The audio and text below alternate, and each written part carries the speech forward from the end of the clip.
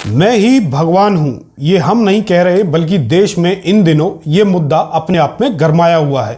नमस्कार दोस्तों, मैं हूं संजय कपूर और आप देख रहे हैं सिटी मेल हरियाणा। देश के प्रधानमंत्री नरेंद्र मोदी की शख्सियत इन दिनों बुलंदी पर है। अपने देश में ही नहीं बल्कि विदेशों में भी मोदी साहब के नाम का डंका बज रहा है। मोदी समर्थकों या फिर हम कहें कि उनके भक्तों की संख्या करोड़ों में है। यही वजह है कि आजकल मोदी भक्त अपने पीएम को भगवान की उपाधि देते हुए दिखाई दे रहे हैं।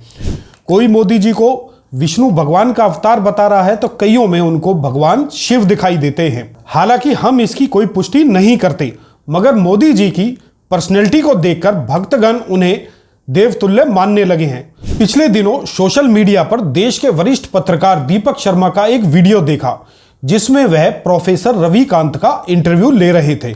चलो आपको भी इस इंटरव्यू का हिस्सा दिखाते हैं। मोदी जी व्यक्ति से बहुत ऊपर उठ चुके हैं। आपने पिछले 6 महीने के भीतर कितने लोगों से सुना होगा कि मोदी जी शिव के अवतार हैं, मोदी जी विष्णु के अवतार हैं। तो जो अवतार हो जाते हैं उनकी कोई उम्र नहीं होती है और वो रिटायरमेंट के दायरे में नहीं आते हैं। उनका अगर बस चले तो मोदी जी 2038 तक चलेंगे। तो ये सवाल बेमानी है कि अमित शाह प्रधानमंत्री होंगे कि योगी आदित्यनाथ होंगे। योगी आदित्यनाथ और अमित शाह की बात ना, जिसमें प्रोफेसर साहब मोदी जी की तुलना भगवान विष्णु और शिव जी से करते हुए दिखाई दे रहे हैं।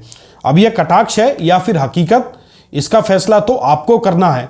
मगर देश में इन दिनों जिस तरह से यह भविष्यवाणी की जा रही है कि मोदी जी न केवल 2024 में 370 सीटों के साथ सरकार बना रहे हैं, बल्कि यह भी कहा जा रहा है कि जब तक वह चाहेंगे प्रधानमंत्री रहेंगे।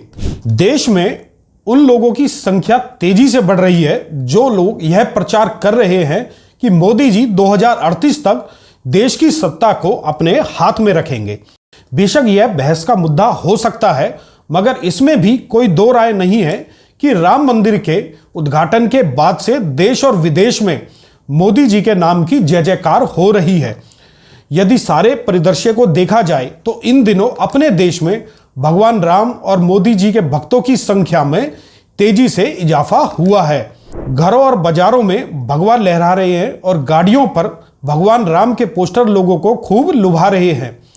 देखना अब यह होगा कि पीएम मोदी का विष्णु अवतार देश की जनता को कितना आकर्षित करता है और वह भगवान राम की नाव में सवार होकर कितनी सीटों पर भगवा लहराने में सफल होते हैं।